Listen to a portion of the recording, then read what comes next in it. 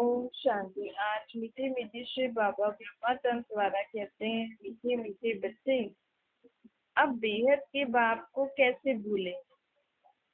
अब भूल सकते हैं अपने बाप को जिससे हमें बेहद का वर्षा मिलता है। जिनको मैंने आधा कल्प याद किया उनको हम कभी भूल नहीं सकते। ये तो समझाया है कि मनुष्य को कभी भगवान नहीं कहा जाता। तो अब जबकि बेहद का बाप मिला है तो उनकी याद में ही करामत है। ऐसा जितना हम उनको याद करते रहेंगे उतना हमारे अंदर परिवर्तन होता जाएगा। सब कुछ याद से ही हो जाएगा। दैवी गुणों की धारणा, पाप कर्म से मुक्त होना, 21 जन्मों का वर्षा, दैवी अपने पुराने स्वभाव संस्कारों से मुक्त होने की शक्ति, सब याद से ही तो मिलती है ना। जितना पतित पावन बाप को याद करेंगे उतना मैं आत्मा पावन बनती जाऊं। तुम अपने को अब पावन कह नहीं सकते। अभी हम पावन बन रहे हैं। जब संपूर्ण पावन बन जाएंगे तो आत्मा इस पतित शरीर में नहीं रह सकती। हमारी आत्मा पावन बन जाएगी तो मैं आत्मा ये शरीर आप ही छोड़ दूं, क्योंकि पतित शरीर में पावन आत्मा थोड़ी रह सकती है। जब सत्युग में नया शरीर मिले तब हम कहेंगे कि संपूर्ण कहेंगे। फिर रावण का खात्मा तो हो ही जाता है। सत्युग में रावण की एफिजी नहीं बनाई जाती। तो तुम बच्चे जब यहाँ बैठते हो या चलते फिरते हो तो बुद्धि में ये सारी बातें याद रहनी चाहिए। इसको ही स्वदर्शन चक्र फिराना का 84 चक्कर का चक्र अब पूरा हुआ। अब नया चक्र शुरू होने वाला है। वह है नई पवित्र दुनिया, नया भारत, नई दिल्ली है ना। नए भारत में नई दिल्ली होगी। बच्चे जानते हैं पहले जमुना का कंठा है जहाँ पर परिस्तान बनना है। बच्चों को बहुत अच्छी रीति समझाया जाता है। पहले पहले तो बाप को याद करो।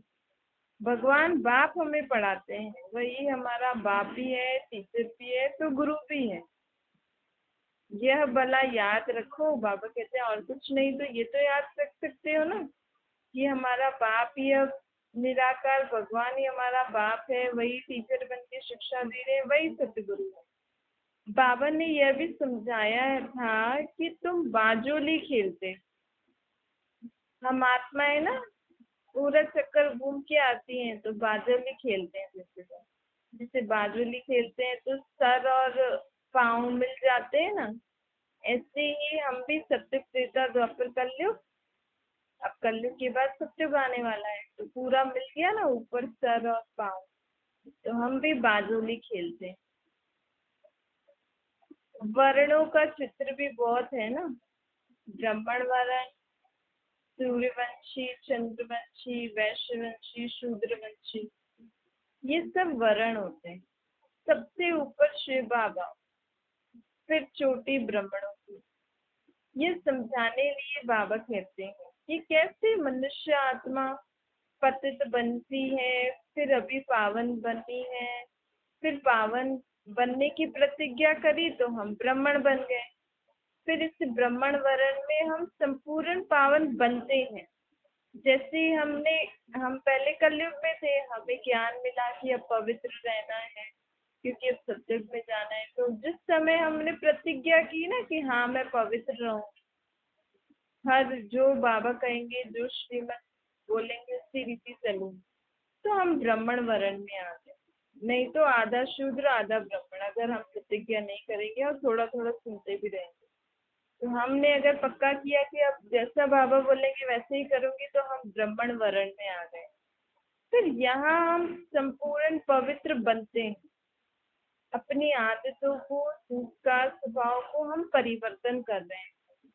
पहले जो शूद्र कुल में थे, शूद्र वर्ण में थे, जिस रीति हम उठते थे, बैठते थे, खाते थे, पीते थे, अब आपको भी लगता होगा ना, अब भले ही हमारे अंदर वो परिवर्तन अभी नहीं आया होगा, लेकिन अटेंशन तो रहता है ना कि अब बाबा ने हमें ऐसे सिखाया तो मुझे ऐसा ऐसा करना है। कई बार कर पाते हैं, नहीं कर पाते हैं, लेकिन अटेंशन तो रहता है ना। इच्छा होगी अंदर, तो आज नहीं तो कल हम हर धारणा को अपने अंदर धारण कर ही लेंगे। तो अभी हम ब्राह्मण वर्ण में अपने को सूर्यवंशी वर्ण में जाने के लिए तैयार कर रहे हैं। सबसे ऊपर शिव बाबा, फिर छोटी ब्राह्मण। ये समझाने के लिए बाबा कहते हैं, यह बुद्धि में रखो कि हमने 84 जन्मों की बाजुली खेली है। अब संगम, बाबा इस धरती पे जास्ती समय पाठ नहीं बजाते, फिर भी 100 वर्ष तो लगता है। उथल पाथल पूरी हो जाती है, फिर राज्य शुरू हो जाता है सत्य का। फिर बाबा तो चले जाते हैं ना, फिर जो भी बनाने वाले होंगे वो आप ही नई दुनिया बनाएंगे, क्योंकि सारा डायरेक्शन, सारी संस्कार, स्वभाव, सारी समझ तो बाबा अभी आत्माओं में भर ही रहे हैं ना कि हमें सत्युग में ऐसे ऐसे करना है। फिर बनाना करना, सब राज्य आदि करना तो तुम आप ही करोगे ना। महाभारत लड़ाई तो वही है जिसमें अनेक धर्म विनाश होकर एक धर्म की स्थापना होती है। अभी वही समय चल रहा है जब अनेक धर्म विनाश हो जाएंगे और एक आदि सनातन देवी देवता धर्म की स्थापना होगी। तुम्हारी कलाबाजी तो वंडरफुल है ना। देखो, तुमको पता है फकीर लोग कलाबाजी खेलते हैं, तीर्थों पर जाते हैं ना। मनुष्य की श्रद्धा तो रहती है, तो उनको कुछ न कुछ दे देते हैं। परवरिश उनकी होती रहती है, क्योंकि ऐसे मनुष्य अपने साथ क्या उठाएंगे। जो भी ऐसा तप करते हैं या ऐसे तीर्थों पर पैदल पैदल जाते हैं, या जो भी ऐसा कलाबाजी करके कुछ अलग तरीके से भगवान से मिलने के लिए कुछ करते हैं, तो उनको बाकी जो दूसरे लोग हैं ना, वो खाने के लिए कुछ न कुछ मिल ही जाता है उनको। आज कोई कफनी पहन ले तो भी जहाँ भी जाएगा, जिस भी दुकान पे या घर के बाहर जाएगा, खाने के लिए तो उनको मिल ही जाएगा। नहीं, कोई संन्यास कर ले तो खाना तो ऐसे लोगों को मिल ही जाता है, परवरिश हो ही जाती है। क्योंकि फिर वो लोग अपना ही श्रद्धा से जाते रहते हैं, तो फिर मनुष्य को दान पुण्य तो होता ही रहता है इस दुनिया में, दान के तरीके से उनको दे देते। तो बाबा इन सब बातों को हम बच्चों को बता रहे हैं कि वो तो इतना दूर दूर करके जाते हैं ना, पैदल पैदल, इतना तप, इतना त्याग करके जाते हैं। बाबा कहते हैं तुम्हें सिर्फ क्या तप करना है, तुम्हें क्या त्याग त्याग करना है। अपनी देह को भूल आत्मा समझ के परमात्मा को याद करके हर कर्म करना। हमें ये तप करना है, हमें ये त्याग करना है। बाबा हमें कुछ छोड़ने के लिए नहीं कहते, सिर्फ हमारे मन बुद्धि में जो देहिक चीजें बैठी हुई है ना, 5 तत्वों का ये शरीर और ये सारी देह की दुनिया, देह की वस्तु, इन सबको बुद्धि से इनसे ममत्व हटाना है, इनको छोड़ना भी नहीं है, सिर्फ इनसे लगाव हटाना है और अपने को आत्मनिश्चय करके परमात्मा में अपना मन बुद्धि छोड़ना है। वो भी क्यों लगाना है? क्योंकि उससे हम आत्मा को प्राप्ति मिलेगी और जल्दी होती है प्राप्ति। अगर कहीं और बुद्धि योग लटका हुआ होगा तो वो प्राप्ति अगर हुई भी, आपने थोड़ा समय किया, फिर लीकेज हो जाएगी। तो वो हमें शक्तियां गुण जमा करने हैं अपने अंदर। इसलिए बाबा कहते हैं तुम्हें ये तप करना है, तुम्हें ये त्याग करना है। अपने को आत्मा समझो, देह के बाण को भूलो, त्यागो, बाबा को याद करो निराकार रूप में। इसके लिए भी बाबा ये नहीं कहते कि किसी अलग अकेले जाके करो, कर्म योगी बन के करो। बाबा का हर कार्य बहुत सहज है, क्योंकि बाबा हमें सहज ज्ञान, सहज राजयोग की शिक्षा देते हैं ना। तो बाबा कहते हैं, अब बाबा बाजुली को याद, बाजुली की क्यों बात सुना रहे हैं? क्योंकि हमने भी अब बाजुली एक पूरी कर ली, अब फिर से हमें सत्युग से शुरू करना है। हम अभी ब्राह्मण है, फिर देवता, क्षत्रिय, वैश्य, शूद्र बन। यह है सारी भारत की बात। और ये जो अलग अलग वर्ण में जाते हैं ना, देवताओं में सूर्यवंशी घराना होगा, क्षत्रिय में चंद्रवंशी घराना होगा, फिर वैश्य शूद्र में उनका उनका घराना होगा। तो बाबा कहते हैं ये जो, और अभी हम ब्राह्मण बने हैं, ये पांचों वर्णों में सिर्फ भारतवासी जाते हैं। और वो भी जो पहले पहले सतयुग में आए, जो सतयुग में आए, क्योंकि त्रेता में जो आएंगे वो तो क्षत्रिय कुल में आए ना, पहले पहले क्षत्रिय वर्ण में आए। तो उन्होंने तो देवता वर्ण में पार ही नहीं किया, तो ये बाजुली वो भी नहीं खेलेंगे जो क्षत्रिय कुल में आएंगे। बल वो सत्युग त्रेता को मिला के स्वर्ग कहा जाता है, लेकिन सत्युग में तो नहीं आए ना वो। तो जो बाजुली कौन खेलता है?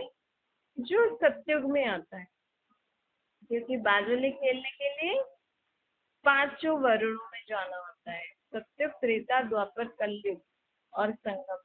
पांचों युगों में पांचों वर्णों का चक्कर लगाना पड़ता है।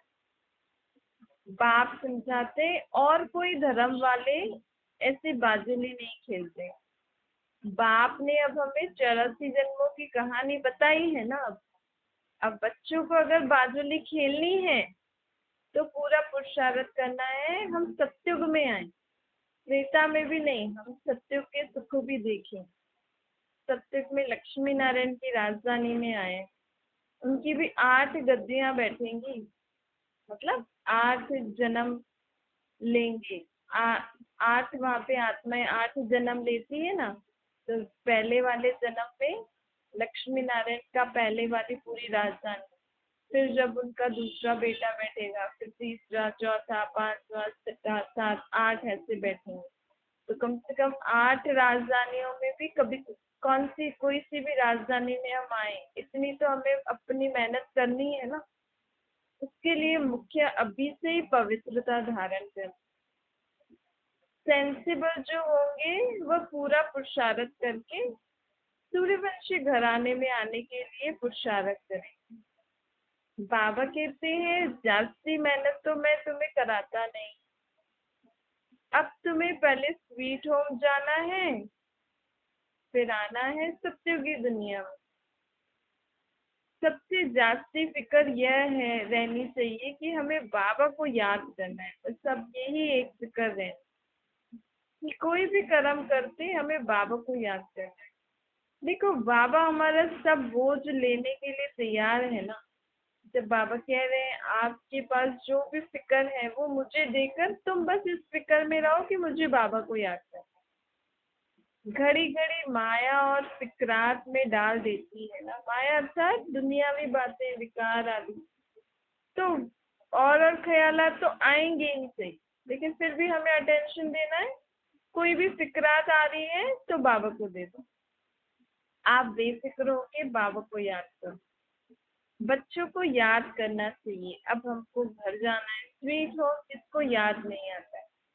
सभी चाहते भी तो हैं कि हमें शांति मिले, भगवान को कहते हैं हमको शांति दो, क्योंकि शांति धाम हम आत्माओं का घर है ना। इसीलिए आत्मा को शांति बहुत याद आती है। अब तुम बच्चे ये तो जानते हो, अब ये पुरानी दुनिया बदलनी है, यह भी तुम्हारी बुद्धि में है। और मनुष्य की बुद्धि में ये थोड़ी है। और मनुष्य तो यही सोच रहे हैं कि कैसे हम इस दुनिया को आगे बढ़ाएं, नई नई चीजें निकालते रहते हैं। तो बाबा कहते हैं वो लोग तो चीजें निकाल रहे हैं और हम क्या तैयारी कर रहे हैं, नई दुनिया में जाने के लिए तैयारी कर रहे हैं। शांति सत्युग में होती है, सुख शांति। एक धर्म, एक भाषा, रस्म रिवाज भी एक ही होता है, वह अथाह शांति होती है। अद्वैत की बात नहीं, अद्वैत अर्थात दो, वहां तो सब एक ही होता है। एक ही राजा ही होती है, सब सतो प्रधान होता है। रावण राज्य ही नहीं तो वहां पे कोई लड़ाई भी नहीं। तो तुम बच्चों को अब खुशी का पारा चढ़ना चाहिए। शास्त्र में जो गायन है, असीम से सुख गोप गोपियों से पूछो। गोप गोपी कौन है? तुम हो गोप गोपी। गोप गोपी उससे कहा जाता है जिसको अपनी देह की सुध-बुध ना हो। देह की सुध-बुध तो इसी संगम युग में हम ऐसी स्टेज को प्राप्त करते हैं कि देह के सुख को भूल के परमात्मा को याद कर बाबा से हम रोयान करते हैं, बाबा का ज्ञान सुनते हैं। सत्युग में भी भला हम आत्म अभिमानी होंगे, लेकिन देह का भान तो रहेगा ना। वहां तो कोई हमें ऐसा नहीं बोलेगा कि आत्मा समझ के सबसे व्यवहार करो, संबंध में आओ। नहीं, वहाँ ये सब नहीं होता। बाकी अंदर समझ रहती है कि मैं आत्मा हूँ, ये शरीर है। बाकी एक दूसरे से आएंगे तो मिलेंगे, करेंगे, पूरा व्यवहार आदि सब होगा। लेकिन यहाँ बाबा हमें ये अपनी इंद्रियों से परे वाला सुख, अपनी इंद्रियों से परे वाली सुख शांति की अनुभूति यहाँ हम बाबा को क्यों बोल रहे हैं कि करो? क्योंकि आत्मा में यहाँ शक्तियां भरनी है। अभी वहां तो आत्मा भरी हुई होगी ना, तृप्त आत्मा होगी, तो वहां उसको अभ्यास थोड़ी करना है। यहाँ बाबा हमें क्यों बोल रहे हैं अपनी देह की सुध बुध छोड़ो? क्योंकि यहाँ अपनी देह की सुध बुध को छोड़ेंगे, अपने को आत्मा निश्चय करेंगे तो परमात्मा से हमारा मिलन होगा। उससे हमारे अंदर सर्व शक्तियां, गुण, कलाएं, ज्ञान सब भरता जाएगा। एक तरीके से हमारी आत्मा रूपी भाटी भरती जाएगी उस सागर को याद करने। इसीलिए बाबा कहते हैं शास्त्रों में जो गायन है अतीन्द्रिय सुख का, वो अभी का गायन है। अभी जब आत्मा इस स्थिति में याद करती है तो आत्मा को इंद्रियों से परे वाला सुख मिलता है। तुम यहाँ बाबा के सम्मुख बैठे हो ना, जिनको याद रहता है कि वो हमारा बाबा बाबा भी है, टीचर भी है, सतगुरु भी है, उनको बड़ी खुशी रहती। लाइफ तक साथ देते हैं ना बाबा, तो पूरा लाइफ तक साथ देंगे। बाबा ने गोद में लिया और पढ़ाई शुरू कर, हमें पढ़ाना शुरू कर दिया। तो ये याद रहने से खुशी बहुत रहेगी। परंतु दुनिया में रहते हैं तो फिर और बातें आ जाती है तो भूल जाते हैं। कोई बात नहीं, भूल जाते हो तो फिर अटेंशन दो, फिर अटेंशन दो। ऐसे करते करते फिर हम बाबा की याद पे पक्के होते जाएंगे। मनुष्य को ये समझाना होता है। मनुष्य पूछते हैं, बाकी थोड़ा समय कहते हो, इसका क्या प्रूफ है? समझो आपने किसी को बताया सत्युग आने वाला है और वो आपसे पूछे किसका क्या प्रूफ है, तो बोलो कि देखो हालतें तो दिख ही रही है ना, कभी भी लड़ाई छिड़ सकती है। और जब ऐसे समय होता है तभी भगवान आकर नई दुनिया की स्थापना करते हैं। हमने भी जाना है, हमने भी पहचाना है, हमें भी निश्चय हुआ। तुम भी सुनो तो तुम्हें भी निश्चय हो जाएगा। बच्चों को यह भी बुद्धि में रहना चाहिए कि हम ब्राह्मण इस बेहद यज्ञ के हैं। बाबा ने हमको इस यज्ञ की पालना के निमित्त बनाया है।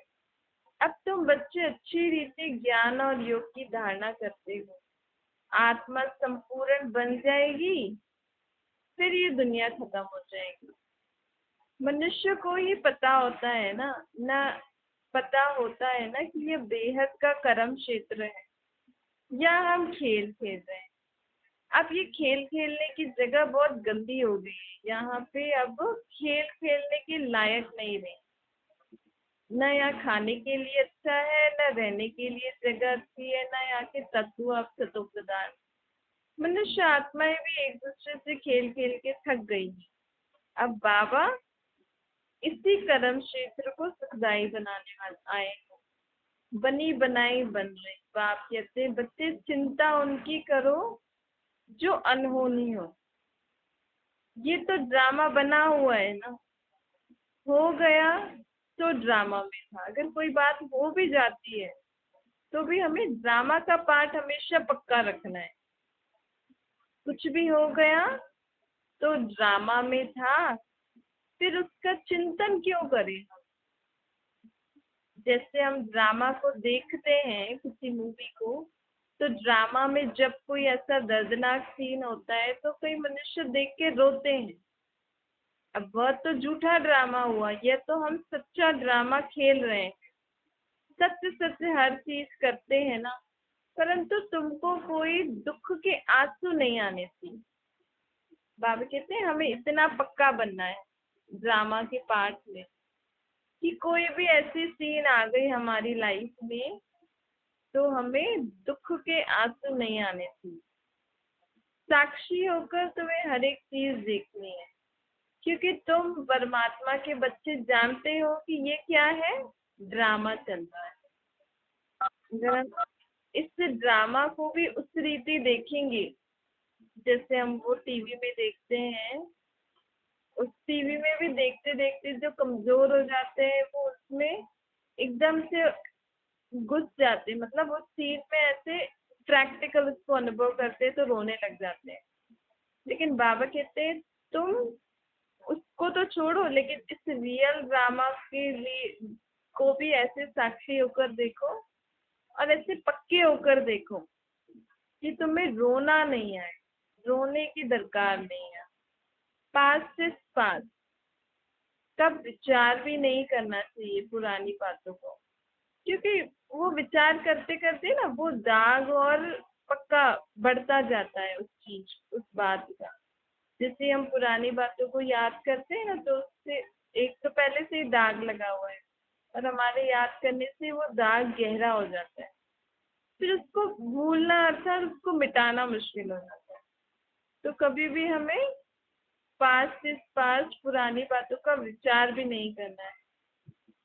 तुम्हें बाबा की याद में अब आगे बढ़ना है। पहले तो हमें नहीं पता था ना, लेकिन अब बाबा तो हमें आए हैं ना हमें शक्ति देने, उसको भूलने, उस दुखदाई बात को भी परिवर्तन करके कैसे भूल जाओ कि ड्रामा में था हो गया चलो भूल जाओ।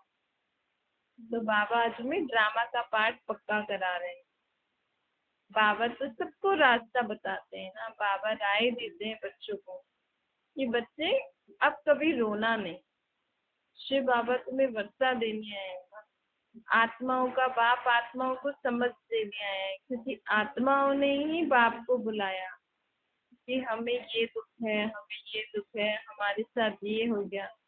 तो बाबा क्या कहते हैं, बाबा तो सिंपल हमें कहते हैं ना कि ये ड्रामा बना हुआ है, तुमने जो कर्म किए उसका भुगतान तुमने भुगत लिया और तुम सब यहाँ पे खेल खेल रहे हैं।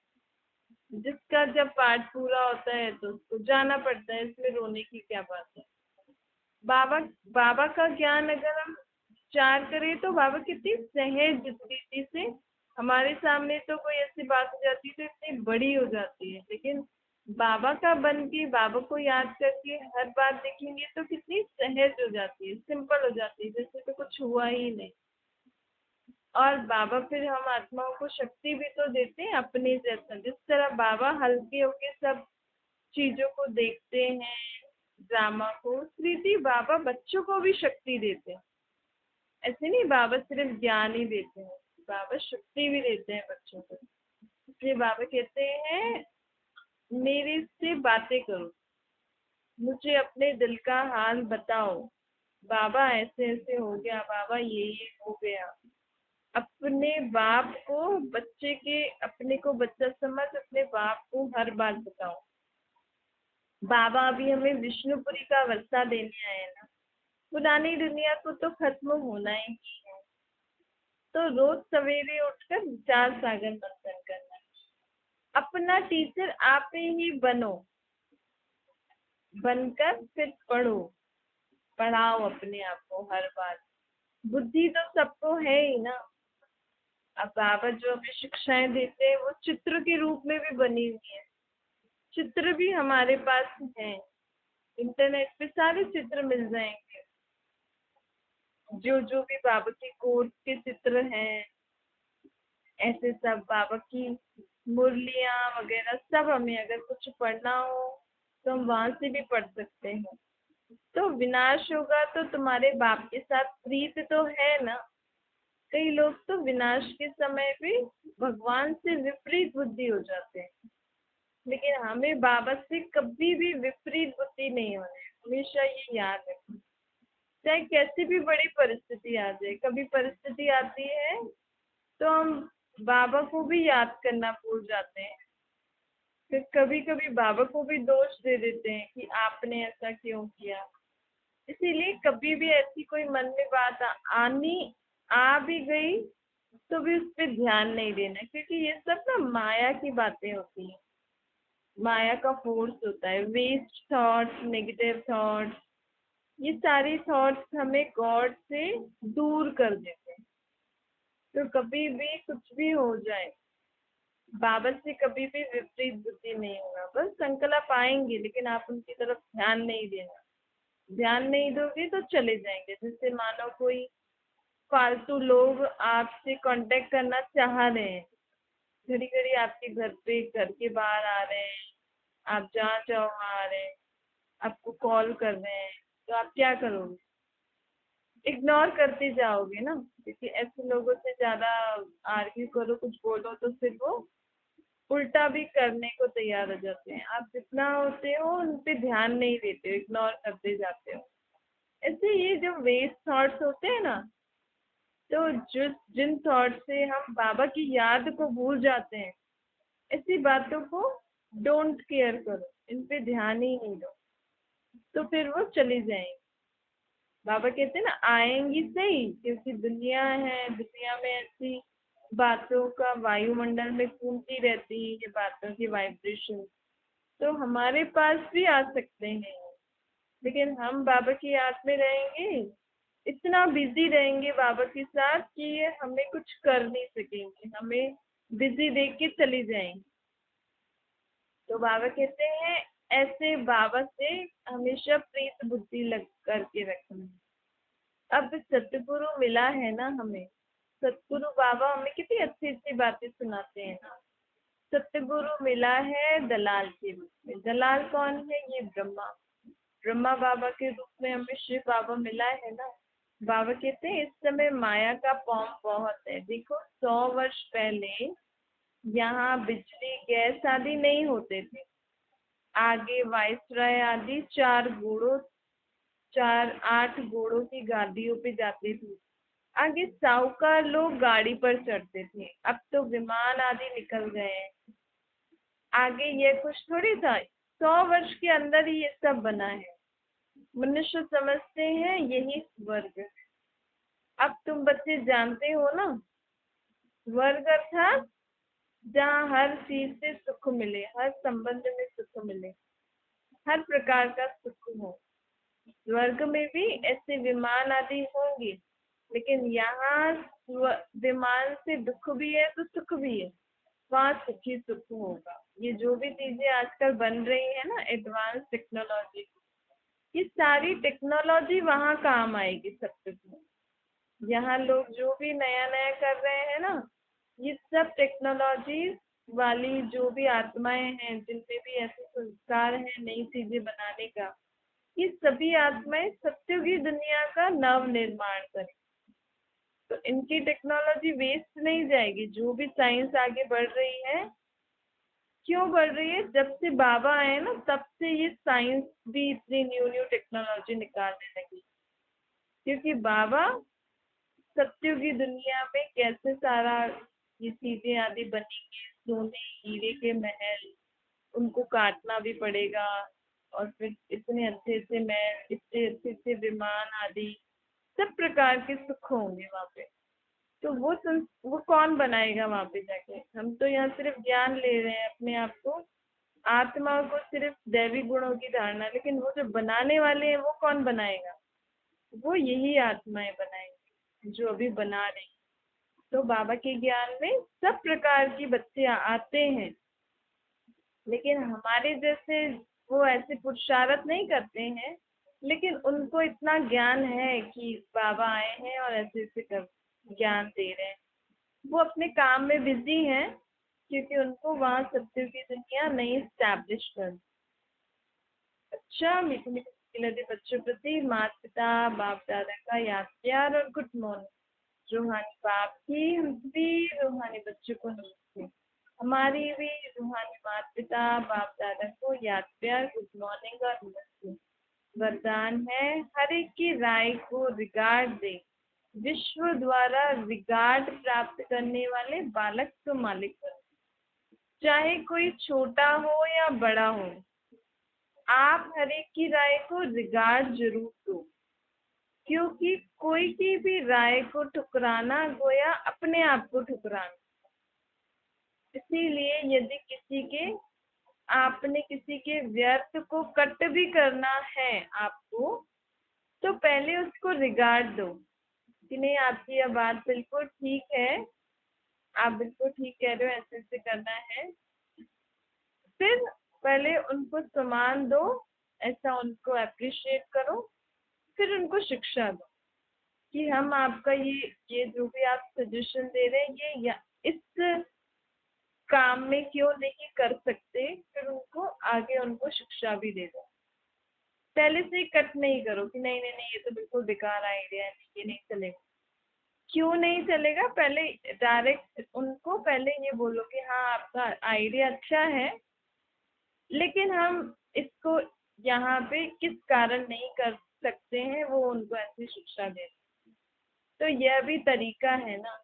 जब ऐसे आप हर एक को रिगार्ड दोगे, रिगार्ड देने के संस्कार आपके यहाँ भर जाएंगे, तो सत्युग में विश्व आपका रिगार्ड करेगा और यहाँ भी हमें हर एक आपका रिगार्ड करेगा, उतना हमें रिगार्ड मिलेगा।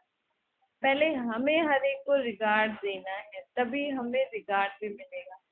इसके लिए बालक तो मालिक बन जाओ और मालिक तो बालक बन जाओ।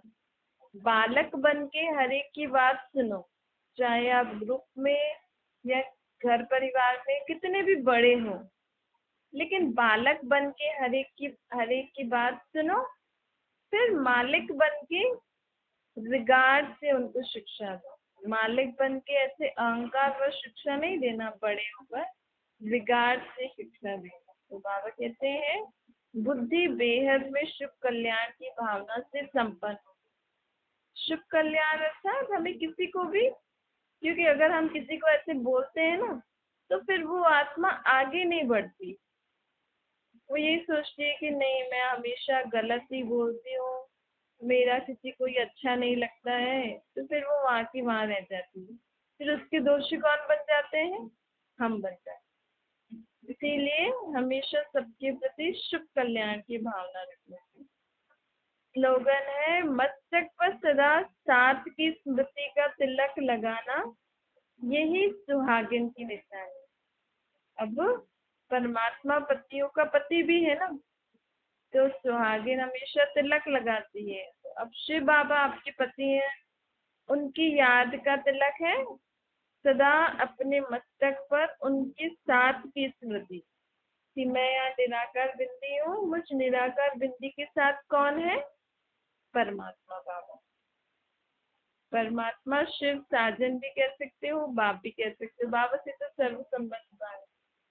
लेकिन अगर आप तिलक लगाना चाहते हो तो बाबा की याद का, बाबा के साथ की स्मृति का तिलक लगाओ कि मेरा शिव साजन मेरे साथ है।